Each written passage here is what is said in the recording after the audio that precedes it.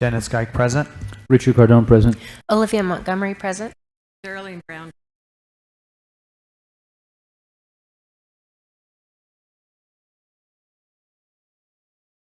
Junior O.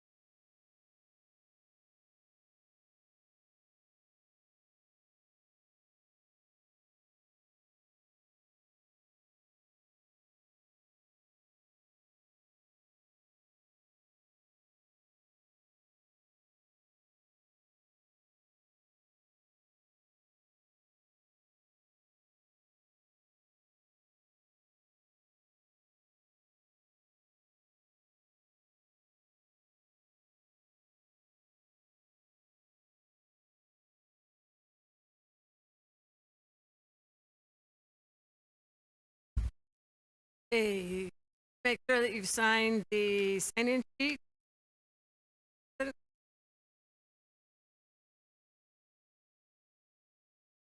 Or call to the audience. Call to the audience. Item 7.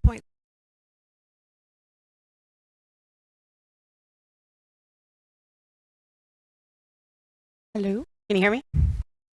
All right, good evening, Governing Board President, board members, Superintendent Richard, and the Colorado River Union High School District students, staff, parents, and community.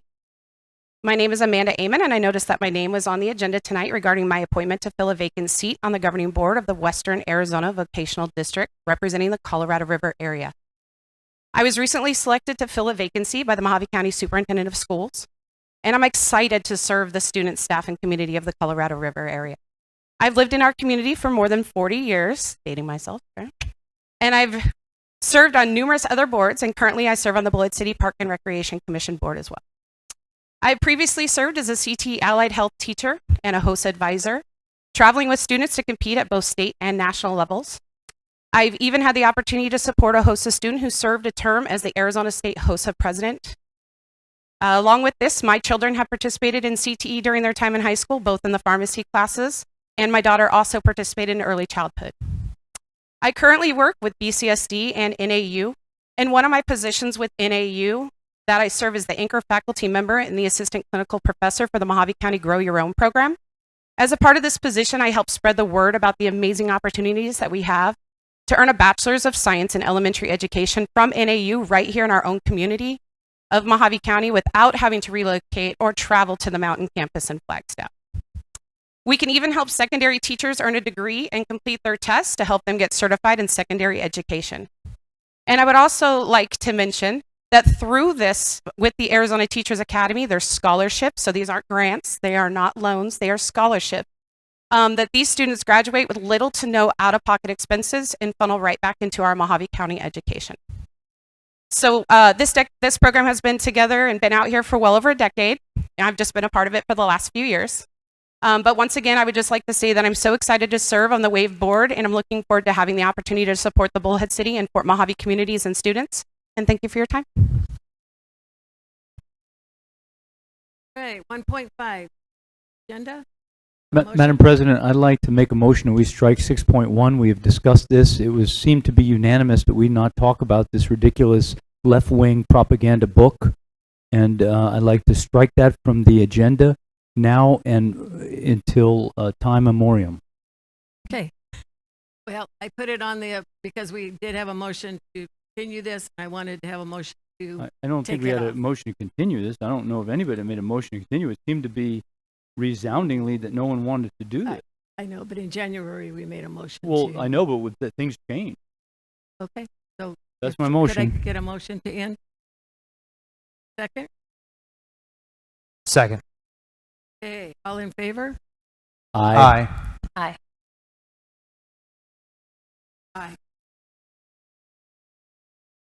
All righty. Superintendent's report. Dr. Richard. Madam President, members of the board, I'd like to recognize some students of the month. Mr. Wilcox, would you present River Valley Student of the Month, please?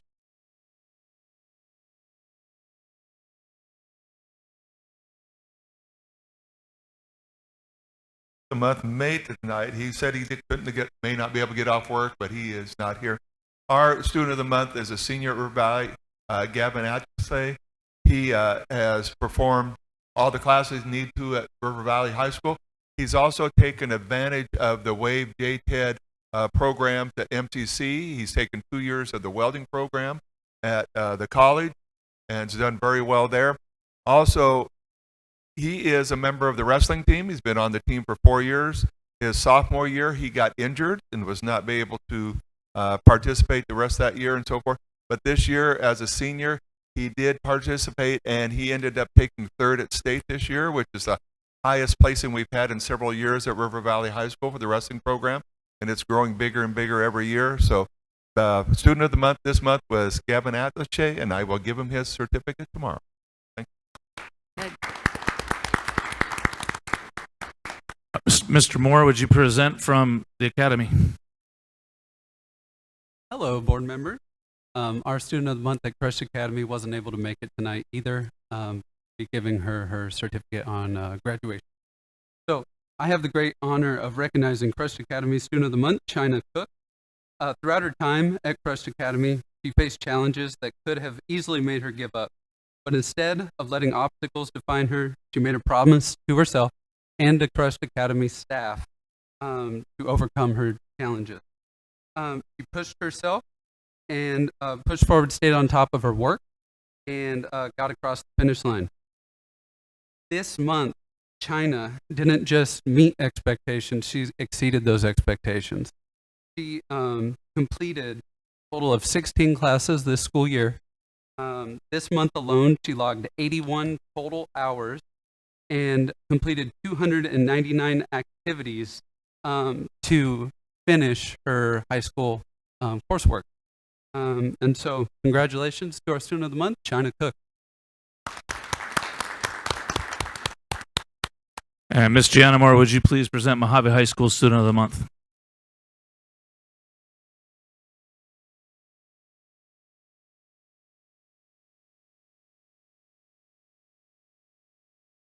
I would like to introduce you guys to Zephyr Shavers, who is a junior here at Mojave High School. He is an active member of our National Honor Society, and he is a member of FBLA IT chapter at MHS. He has competed both at the regional and state level in computer coding and programming. He has taken both AP Computer Science Principles, earning a 4 on his AP test as a freshman, and his AP Computer Science test, which he earned a 5 on his AP exam last year. So Zephyr is just an outstanding young man. He is probably one of the most intelligent human beings I've ever had the privilege of speaking to.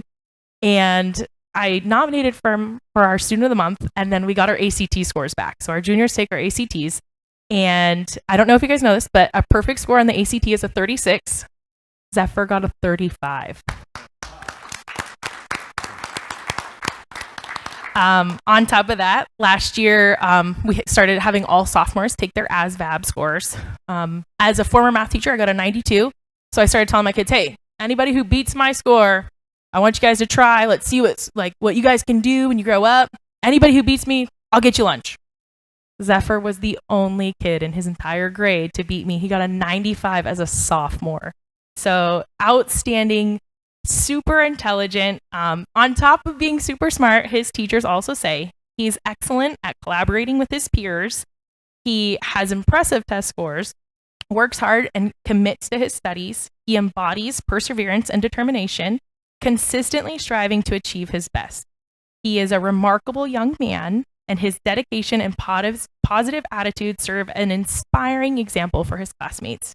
He is extremely insightful towards historical events, wise beyond his years, and a true intellectual. And I'm very proud to present to you Zephyr.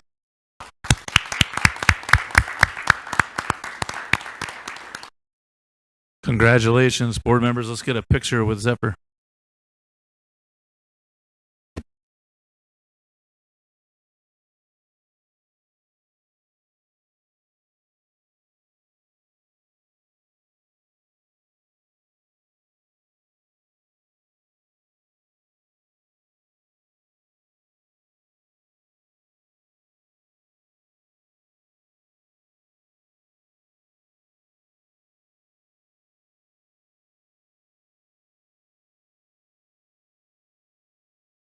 Congratulations.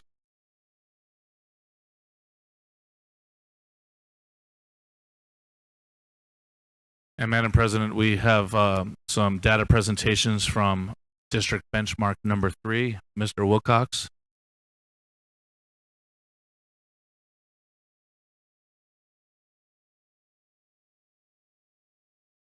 We'll be comparing 1, 2, and 3 together. The slides that you'll see here tonight are just from the core classes of math, English, social studies, and science. So our first one here is our history classes. You'll see that they all went up except the government class did not quite go up as high as it did the previous ones. Just on a side note of this as well, Mr. Guzik, who's our government teacher, he had been in the hospital since February 8th. He's still not back at school yet. He's in recovery right now. He may be back next 3 or 4 weeks, might make it back to school. So that was our history. Science, they've gone up again this time. They're working diligently. They're up in close to the 90 percentile in all of them. The biology is still hovering right at the 60% mark. We have 2 full classes of DE biology. So there are high achieving biology classes, and you can see that they're very close to that 95% mark for the DE biology. Next, we had our math scores, and they all went up in every area there, especially in the pre-calc. It really shot up quite a bit there, along with our DE math. They were at 100% for the DE math for our school. All of them are above the 60% mark, getting close to so they're getting close to the 70% mark, every one in the math department. And our last one here is English. English, the 9th graders went down just a little bit. They're still hovering right at that 95% though, so that's really high for the English for the students there. They're all performing very well. The only ones that we don't show up here for the English is our DE classes. We got 2 DE classes for juniors and a DE class for seniors. They were all right at the 100% mark for those. So that is a presentation of the data for River Valley. Is there any questions on anything? What do you think attributed to the increase in math scores? You know, I think the teachers are really pushing them this semester, this half of it. They've also been prepping them for the ACT Aspire for the 9th graders and also for the ACT score. So that extra prepping for that, I think, helped them push for the math scores to go up there as well. Thank you. Now, I looked at some of the questions, and they are kind of that lower level depth of knowledge. So do you have plans to upgrade? Next year, they're going to go up higher. They're all going to be about the level 3 spot there, going up there. So they're working diligently on that. They built their own this year. Now we're upgrading it for next year. So when Mr. Moore is there, they'll have even higher score.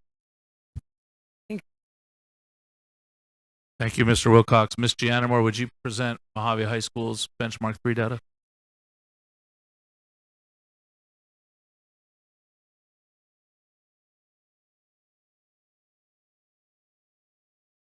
All right, so we've got our spring benchmark data. So just focusing on what we've been working on for the earlier in the years, differentiated instruction, hands-on learning, and then really helping our groups within their PLCs. So we have CTE, just still really high numbers. We did see a drop in film and TV. So we'll just kind of be working with that group, but still pretty high numbers across the board in our CTE classes. And then we have English. Still, I mean, we're proud of our 9th graders going up. Our 10th graders have had some issues. Those teachers have identified that reading informational texts is an issue. So coming up in the upcoming semester and for next year also, they're going to be making sure that those kids have those skills. And then our 11th grade, like as they move into 11th grade, they'll be helping them as well to recover those skills. And then we saw a drop in geometry. We were having some classroom management problems. We're working with those teachers so that they can continue to learn in the classroom. If you have classroom management problems, it adds to learning in the classroom. But other than that, the other math classes, we're still seeing growth, and so we're proud of them. And then we had a drop in USAZ history. So we've had some changes in some of our classes. We've had some shifts going in and out. And so those kids had a sub kind of in that class, and then they got their teacher back. So we're expecting our juniors in USAZ for the fourth quarter benchmark will go back up because they do have a full USAZ certified teacher in that classroom. And then science, we're just struggling with the biology class. Right now, what we're seeing is we had our teacher leave us at the semester. So even though there is growth in biology, it's nowhere where we want it to be. Part of that is because we do have a vacancy that's open and we haven't been able to fill it for this semester. So what we're going to keep focusing on for this upcoming quarter is working with our teachers during their PLC times and helping them all grow. And for the next school year is what do we need to reflect and improve upon coming up? Because we can't do much about 1, 2, and 3, but we can get better for next year. And then raising the bar on our assessments for next year and teaching our teachers how do we have more DOK. And for next year, we're even going to be helping our teachers with their curriculum. And we're going to be pushing some pre-AP for them so that all teachers can have more resources in their classroom.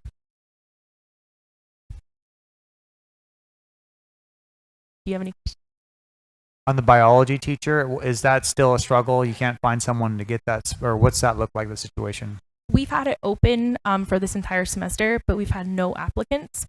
So we just went out to some career fairs, and so we're trying to find us a certified biology teacher for, if they would start now, we'd love that, but at least for the start of July 31st. Are you getting many applicants out there? Any position? We are not. We're going to grow some teachers.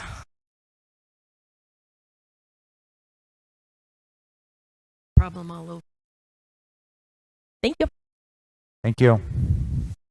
Madam President, that concludes my superintendent's report. On 7?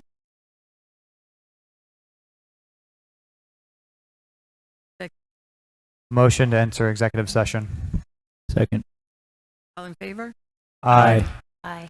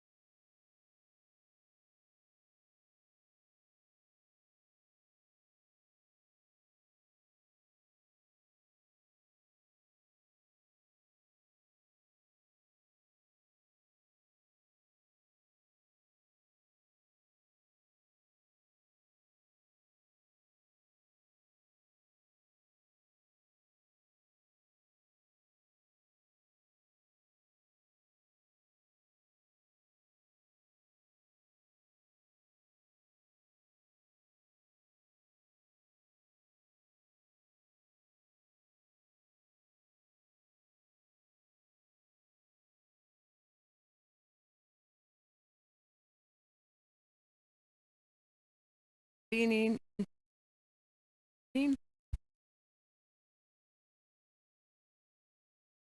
regroup.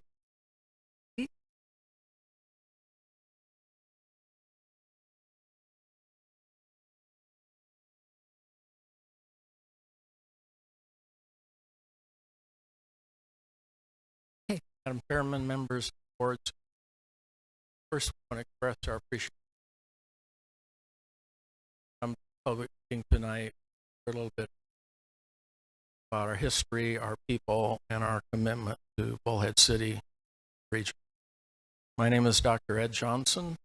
I have approximately 4 decades of higher education experience at the School of Law at Arizona State, following my PhD, as well as the Board of Regents. I ran the State Post-Secondary Commission when we created 529 College Savings Program for the state of Arizona, and then served in 3 subsequent college university presidencies. So I'm committed to higher education and education for all kids, all adults, everywhere. Since my last presidency, I've spent time advising projects and companies like S3 if I really truly believe they care about the communities they serve, people they serve, students in those communities. And S3 Group is one of those. I currently serve as the president of District 3 Education and Sports Foundation, which has specifically been created to distribute funds in communities where we have our projects to support the access of K through 16 students. So I look forward to working with the community to understanding what your needs are and how our foundation can be supportive of your students, your teachers, staff, and certainly the support. S3 Group has been in existence as an Arizona company for approximately 20 years. Mr. Britton Lee is the chairman and foundation. Mr. Lee has specialized over time in areas as diverse as technology, education, and real estate. And so what we're trying to do is pull those 3 components into projects like proposing for Bullhead City. Our other main focus, frankly, is on economic development for communities. We care about jobs. We care about good jobs for the community. We hope jobs get paired with education, both to move up within our ecosystem of our developments, but also within the community. We really care about generating tax revenue for cities and other political subdivisions, and we care about quality of life. So we're looking for ideas from communities as to events that we can hold on our sites that would enhance the quality of life for all citizens. And one of the components of the foundation is to help fund those activities. Thank you. Good evening. My name's Mark Hazeman. I'm the president of Emerald Bay development that's been proposed adjacent facility. My background was about 20 years in the Nicholas organization, Jack Nicholas organization, responsible for golf course development design as the center point of residential resort communities, and in some cases community development projects like Harbor Shores project we did in Southwest Michigan. It's basically done to create an economic driver for the local area and create jobs, which is done. I'm involved in sort of the overall project and what's going on here. We are quite happy to make a land donation for the future expansion of this facility, free and clear, and for the district to use as it sees fit. And that's pretty much our purpose for being here tonight, was to illustrate our sincerity in doing this and being good neighbors and trying to make a contribution both to the district as well as the greater community. Thank you. Thank you very much. Apparently, we did not approve the agenda. Can I? Motion to approve the agenda? Second. All in favor? Aye. Aye.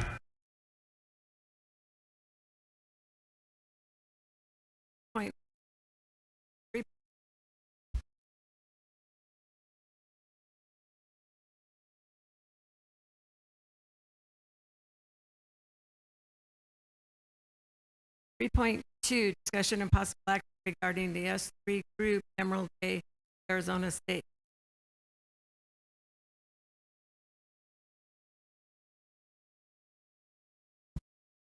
Yes, I make a motion that we accept this generous donation from this S3 group, and we wish them well in all their endeavors. We hope to be great neighbors now and in the future. Thank you very much for coming in person. Good luck.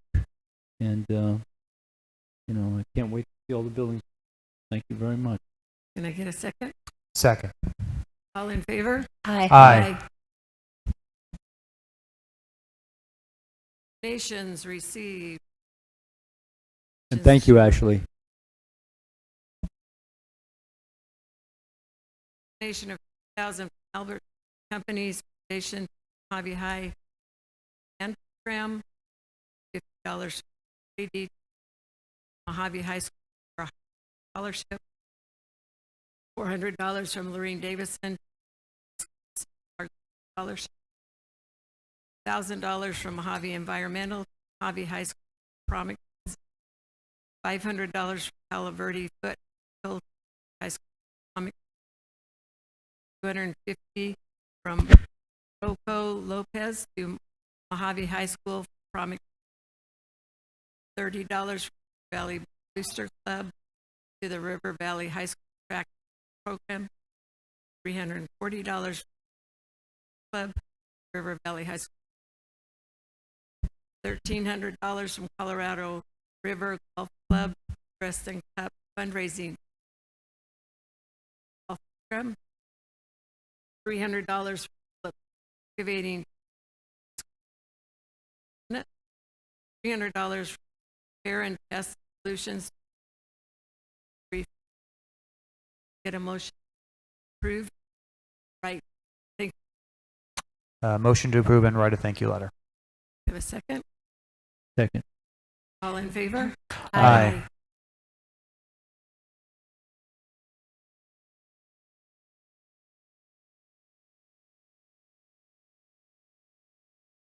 Have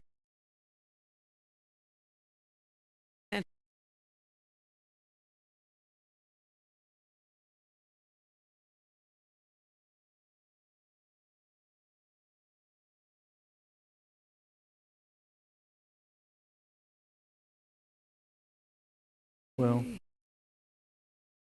I'd like to welcome Miss Moore as business manager. Thank you very much for taking on that role. You'll do it very well. Other than that, no, Madam President, nothing else. Okay. Get a motion to accept the consent. Motion to accept the consent agenda. Any second? Second. All in favor? Aye. All right. New business. 7.1, presentation of WDL audit fiscal year 2020. Madam President, members of the board, Dan from CWDL is here to just give an overview of the audit findings and a little report. He's spent a lot of time going through our paperwork and looked us over pretty good, and I'll hand it over to him and he can explain to you his findings. Good evening, Madam President, members of the board, Dr. Richard. Thanks for having me come out. I did have a PowerPoint.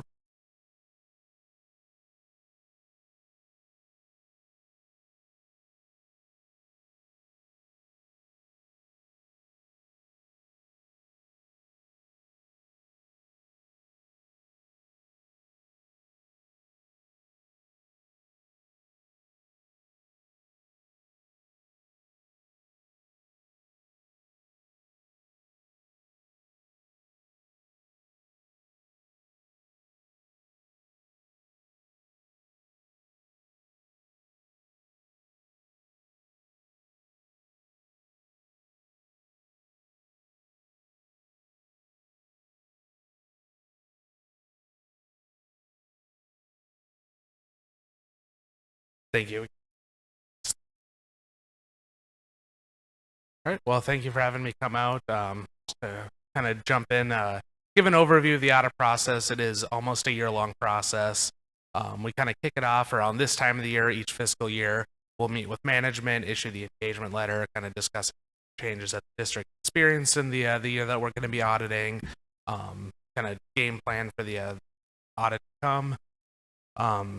We come out in August usually each year to do some preliminary field work. That's where we're doing a lot of our internal control or compliance testing. A lot of the testing that the district doesn't necessarily have to be fully closed out for prior to the AFR. After that, the district usually finalizes AFR mid-October. All the final numbers are then generated. We'll request that final trial balance and the related reports to select our final samples, and then ultimately come out in January of each year, and then complete our on-site test work, and then complete and wrap up the audit by the end of January to issue the final reports by that February 1st deadline for the bond compliance. So we come out, we do kind of 3 audits at once. We'll do the financial audit, which is your revenues, expenditures, cash balances, accounts payable. We do the federal compliance audit, which is also known as the single audit, as well as the USFR, which is that wonderful state compliance questionnaire. It's about 36 pages now. It seems to get just a little bit longer each year. And all of those result in 4 deliverables that are attached to the agenda item. And I'll just kind of start going through these in a little bit more detail. So the annual financial report, those are your financial statements. We issued a clean or unmodified opinion on those financial statements again this year. The audit, it provides reasonable assurance over the financial statements, not absolute assurance, and that's because we do our testing on a sample basis. We don't test every single transaction. We'd be out here for months harassing the business office. There were no new accounting policies this year. There was a new one that went into effect, but it didn't have any effect on the district. And once again, we did render an unmodified opinion. In the financial report, it's about 50 or 60 pages now. There's a couple areas where I would focus a little bit more of your time if you're just kind of looking to get a high-level understanding. The audit opinion is on page 1. That's where that clean or unmodified opinion can be found. The management's discussion analysis, it's about 10 pages that kicks off on page 4. And that's more of a narrative, current prior analysis of the district's operations. So it's kind of more high level, and then it's a good overview of the current prior. The core financial statements, those can be found on starting on page 12. And then the budget to actual schedules are presented for the your M&O fund, and then any major special revenue funds on page 38. That's a good comparison where you can see how your actuals stacked up to your budget. The single audit report, that's that federal compliance report, and it also includes a report on internal control over the financial statements. We noted no material weaknesses or significant deficiencies this year. Remind you, this material weaknesses, those are the more significant finding, and then significant deficiencies, those are lesser. We had 2 of those in the prior year, but the district was able to correct both of those, so we're happy to report no material weaknesses or significant deficiencies this year. We also noted no federal award findings. And that's consistent with the prior year. The district had about $5.6 million of federal awards in the current year. We anticipate that going down a little bit in the next couple of years as the ESSER funding is kind of winding down. And then the district also received an unmodified opinion over its federal awards, and then the CFA, which is your schedule of expenditures federal awards. So this is a snip of your CFA. This shows all of the various federal awards that the district gets.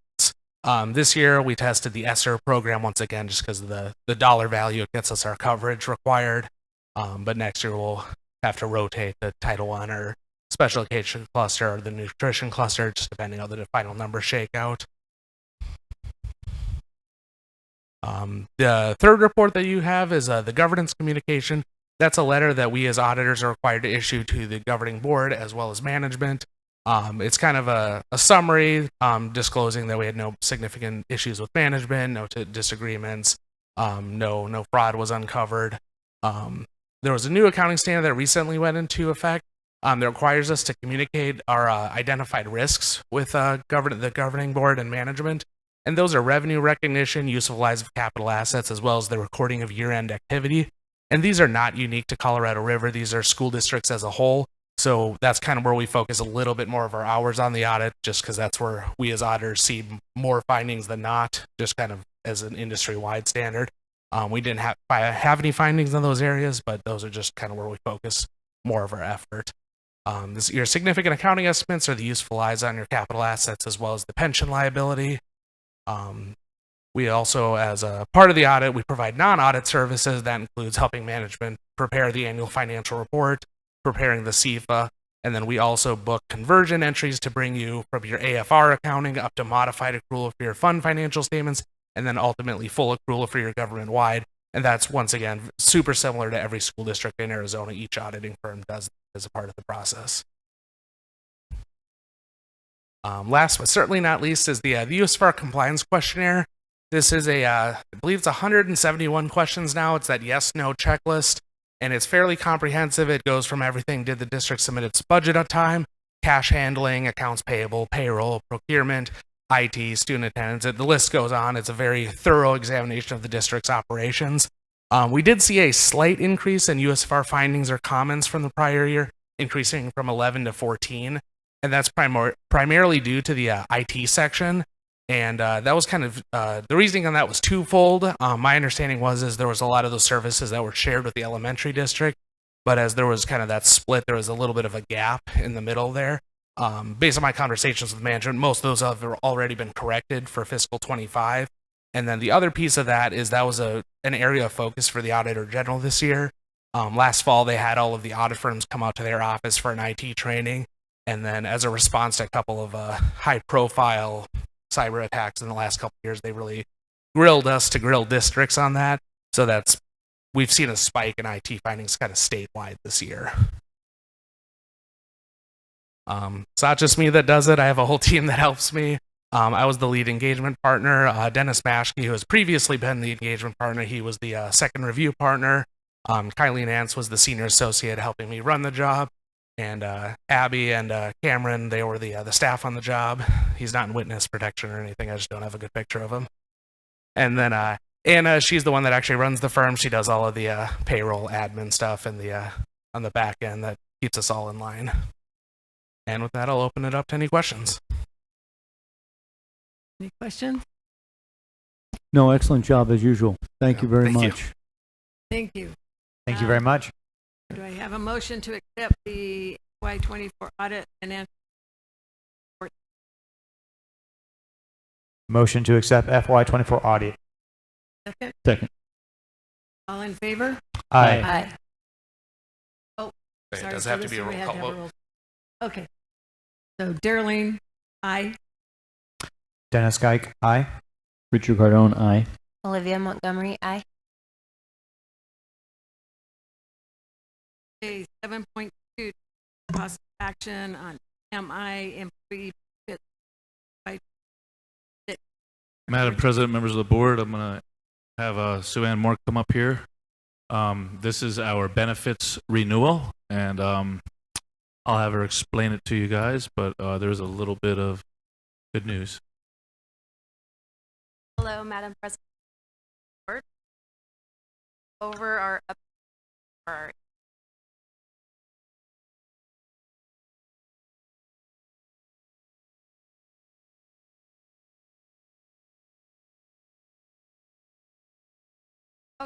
So our updates this year, we have a update for our IRS regulatory act, our high deductible plans for. I'll go over how.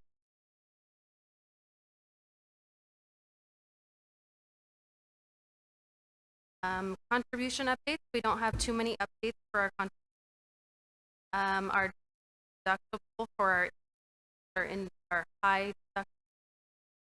$50 for our individual.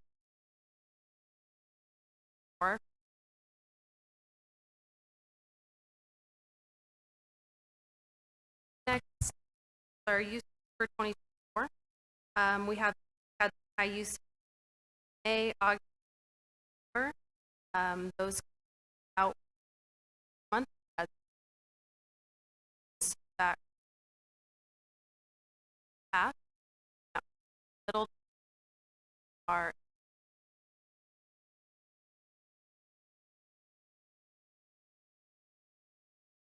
also have our 2020. We did have a high use month in October, but we had low use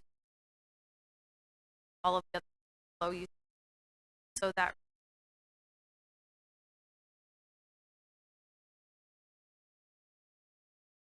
next, just going through some common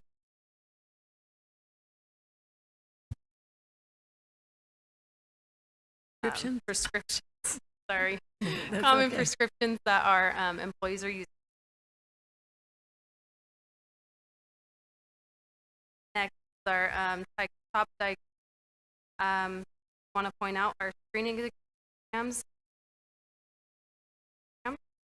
We had a lot of members do that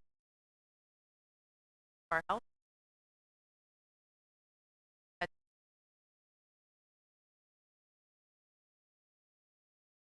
Next, our history. So 2019, 2020, we were at a 0.7% increase. 20 to 21 from as Cairo. That following year, we went up. Decided from Cairo to Mai. Drop. Following years.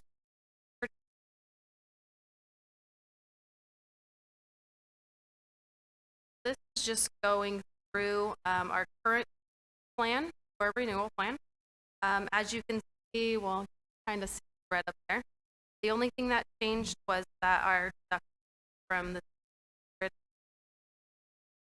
for our high deductible 3,200 plan went from 30.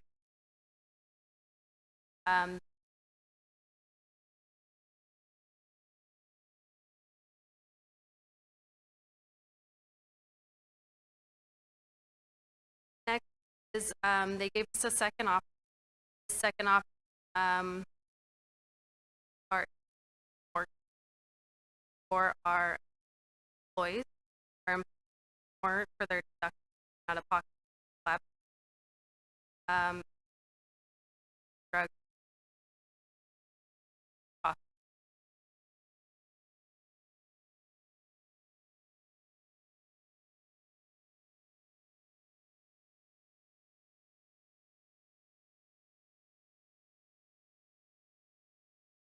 Our dental, as you get little.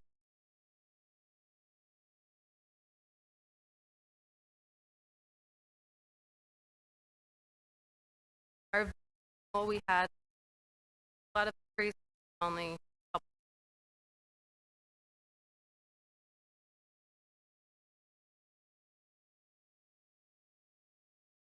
Our life renewal, the district does life, all of life are all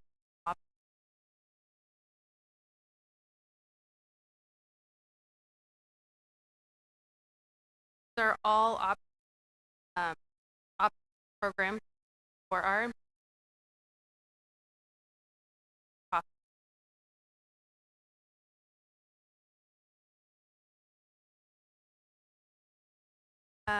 this is just reviewing all plans, our current plan, our renewal, that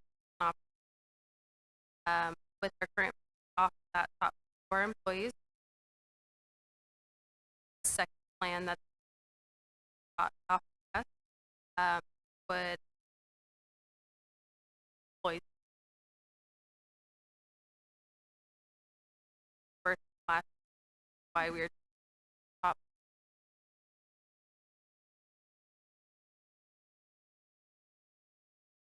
Have open enrollment from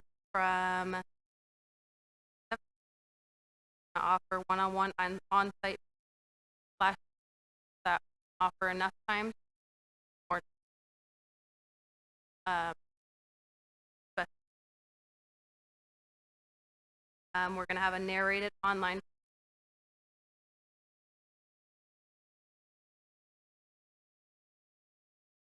My question is it only going to be for that 10-day period for open enrollment? Is it so if they don't choose to do that, they have to wait another year, or how does that work? Okay. Okay. So thanks. we actually left a couple, so add that boys wanted, ones that fit. Thank you very much.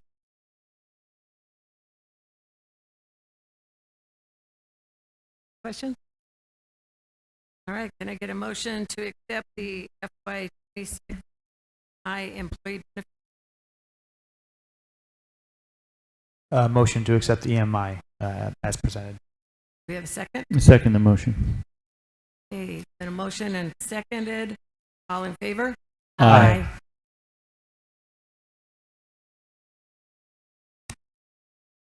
Okay, 7.3, discussion and possible action of a field trip request for HOSA International Leadership Conference. Ms. Vargas?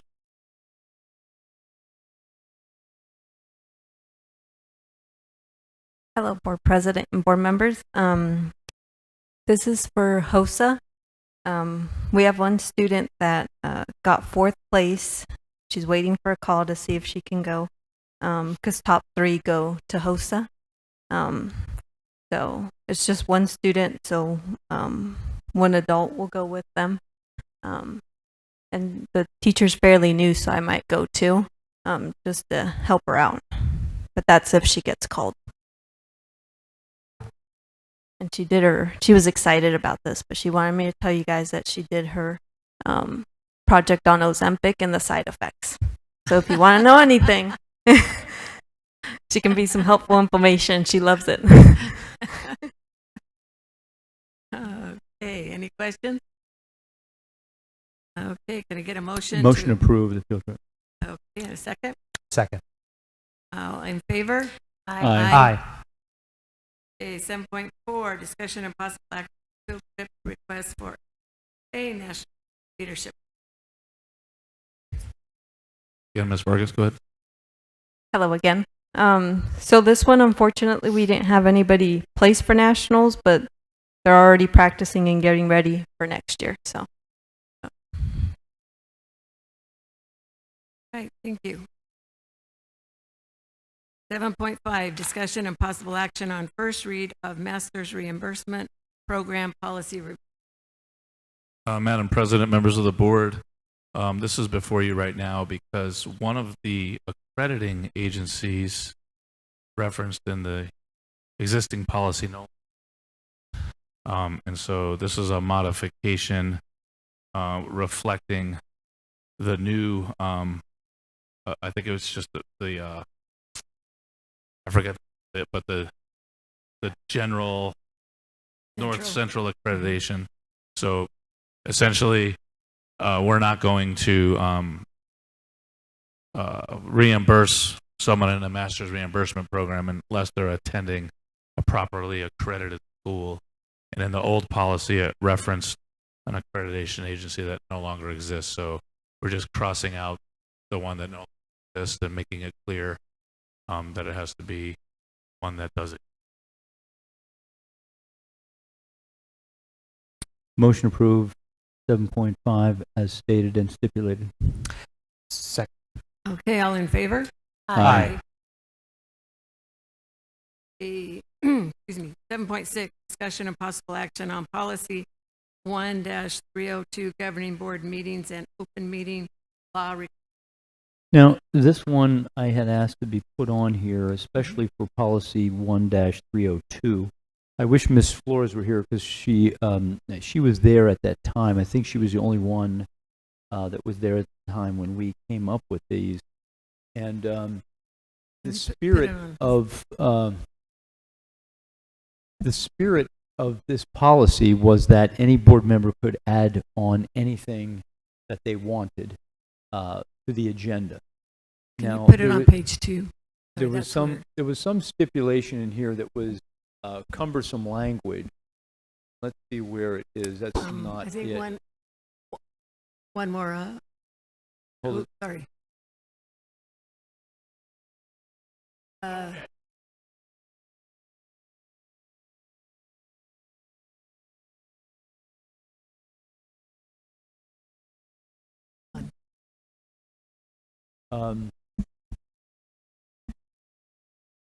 It's the area where it says 2 board members let's see, where is that?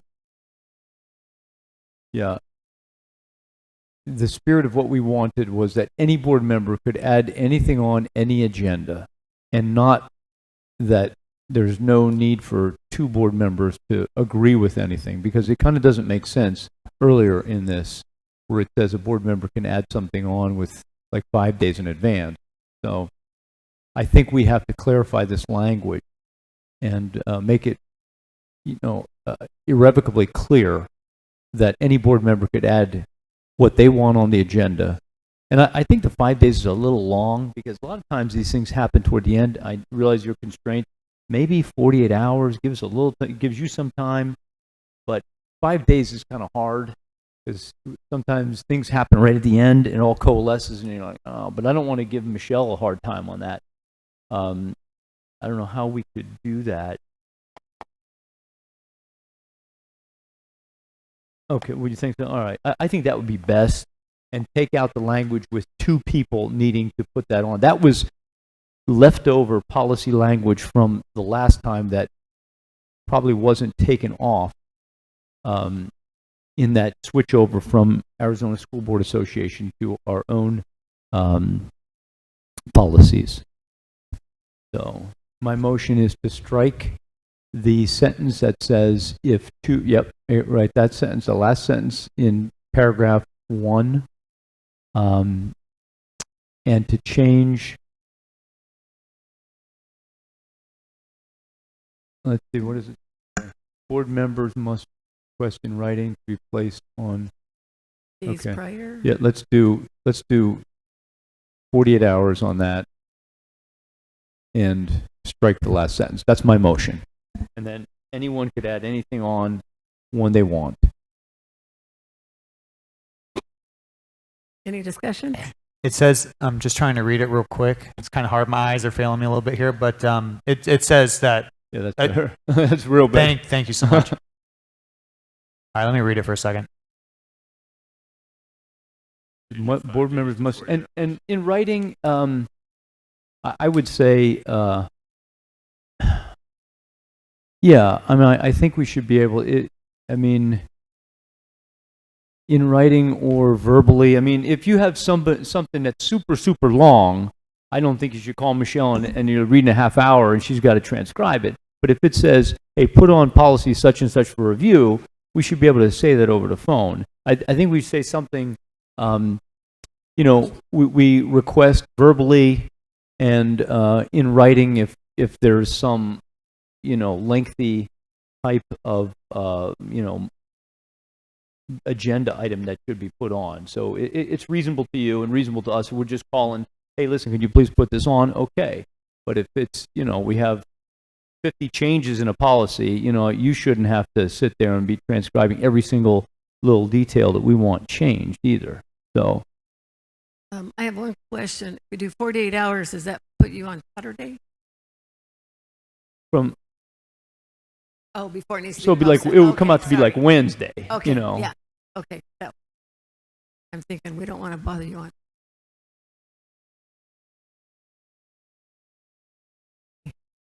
Any discussion? Are we ready? No, it sounds reasonable. So that's my motion. Do we have a second? A second. Okay, it's been motion and all in favor? Aye. Aye. Okay, 7.7, discussion and possible action on potential conflict of interest, Mojave County Superintendent's Office, Arizona Department of Education, Wave Board, Amanda Amon and Darlene Brown. We've heard from Miss Amon, and I'd like to make a statement. Well, I would, this is not meant to be hostile. So I don't take, as more trying to find out what's going on, because we were just a little confused. And, as far as Miss Amon goes, I like her personally. I voted for her. There's no axe to grind I have against her.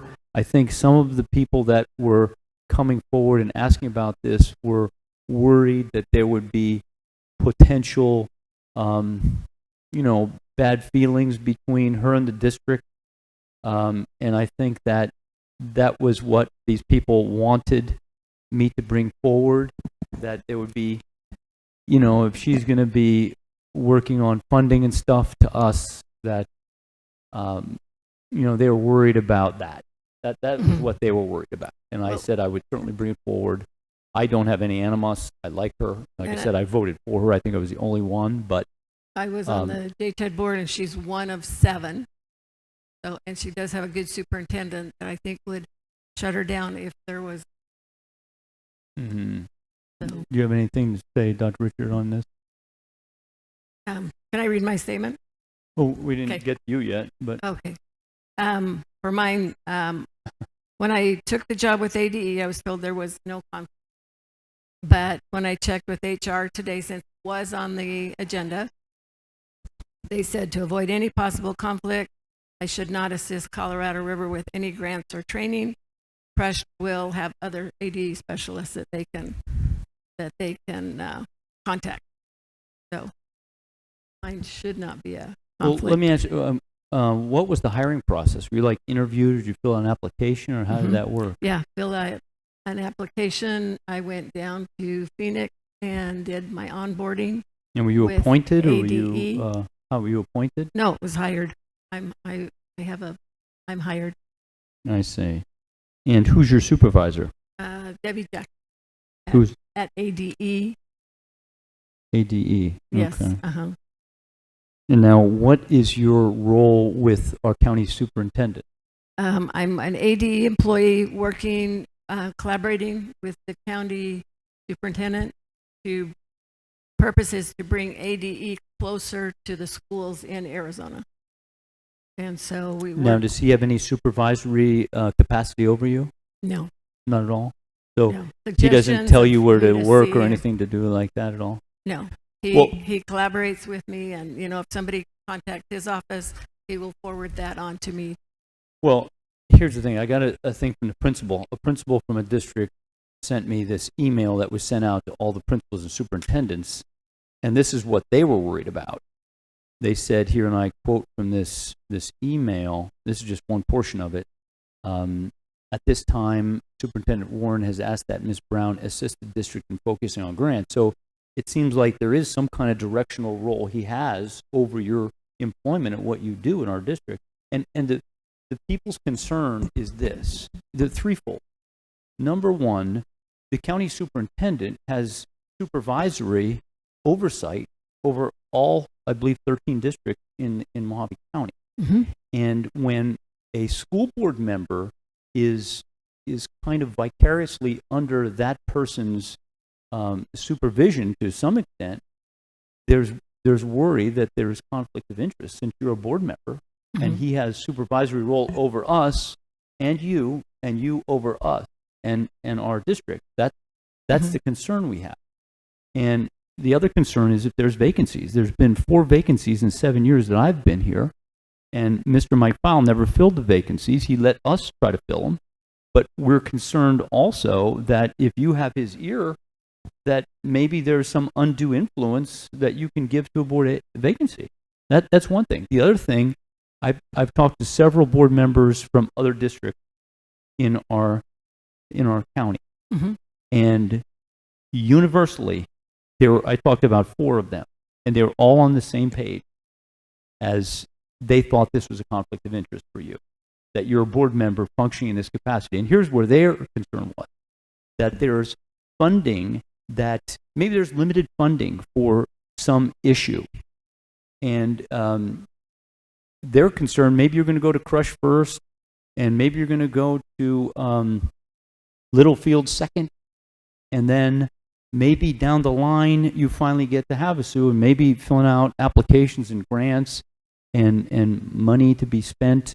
Maybe Havasu kind of doesn't get your priority, and you make sure that CRUSH gets your priority. And that's their concern, that maybe they won't get money. Maybe curriculum will be an issue where you might focus on Colorado River, make sure their curriculum, my school's the best. Sorry, Havasu, not so good for you, but my school's the best. They're worried about that. Then the third conflict of interest that we see is at the district here. Now, you made a disclaimer on that. But when you come to this district and Dr. Richard says, okay, I need you to look at the math curriculum, he's kind of your boss that day. but at the end of the day, you're his boss. So that just doesn't, it No, doesn't but- seem right. It doesn't smell right. And if the HR department said they believe there's a conflict of interest, then I don't know that there's really a workaround on that. I mean, if there's a conflict of interest, there's a conflict of interest, and that's that. Well, I have no influence over grants, who gets money, who gets what. I'm there to assist schools with questions that they need, and then I bring in the ADE teams if they need help on their. I mean, do you see where I'm coming from here? Mhm. I mean, this is not, and it's not just me. I'm the spokesperson here. So, and it's not so much the people involved. I know John Warren. I like him personally, I respect you, but I can't help it. These other board members find this a problem that aren't even in this district. Not even these people at the table here, and they want to be anonymous. But so that's the concern. Well, I think I am smart enough confident myself, but there won't be, because I won't be helping Littlefield and I won't be helping Crush because of. And why won't you be helping Littlefield? Because my brother is the superintendent there. Okay, so you But all other schools in the county, I will be. so you don't think there's a conflict of interest here? Is that what you're saying? I don't think You say it's so. a partial one, but you got to work around. Is that it? No, ADE has just said that to avoid any possible conflict, perception, that I won't be working with Littlefield or with. And then what do we Colorado. do? Do we just fend No, for ourselves? we'll get specialists. Yvette's very good at contacting ADE, and and they're quick too, and have them come in and help those other districts. I don't know. What do you guys say? What do you think?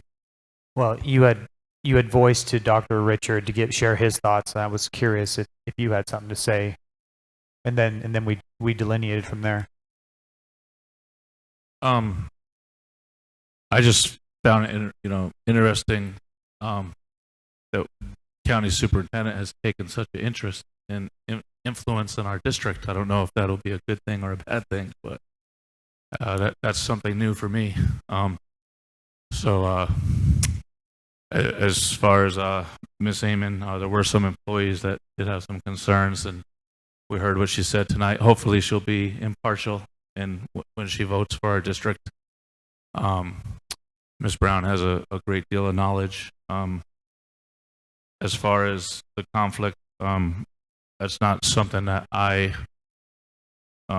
really know enough about to really comment on that. But yeah, that's all I have to say, really.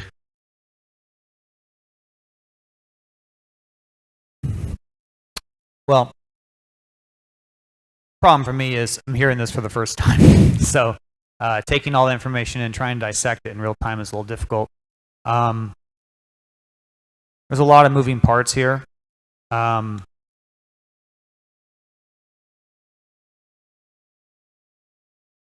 So I'm trying to think of a manner of which there's a way we could parse this better, where we could be more. And so I'm putting my mind to this task, and I'm having difficult trying to figure this out. How we could find a methodology where all parties could be satisfied in terms of concerns when it comes to conflict of interest. So yeah, that's I'm actively trying to think about that right now.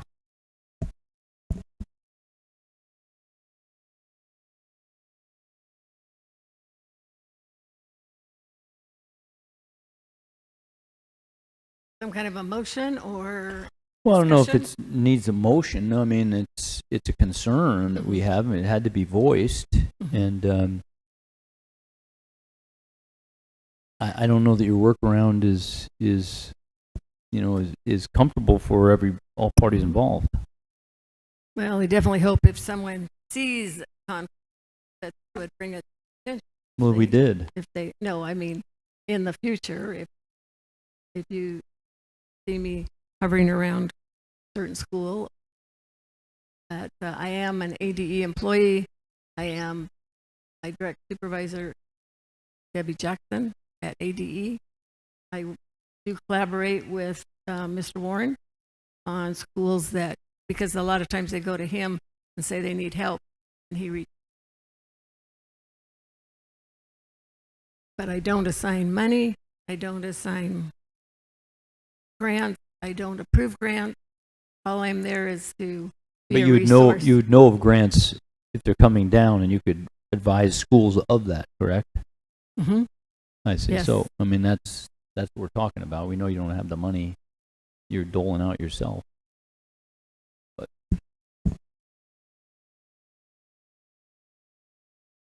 No motion, we'll move on to 8.1. Datation. Meeting is May 12th, 2025. Anybody have a conflict? I believe that is week.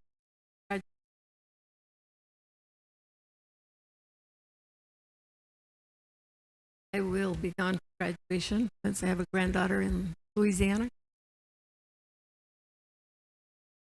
I will miss Crush graduation. Hey, So that's okay. So 12th. I think I should be okay. yeah, I'll make 12, but I won't be at graduation either. My son's graduating. Awesome. okay, can I get a motion to adjourn? Motion to adjourn.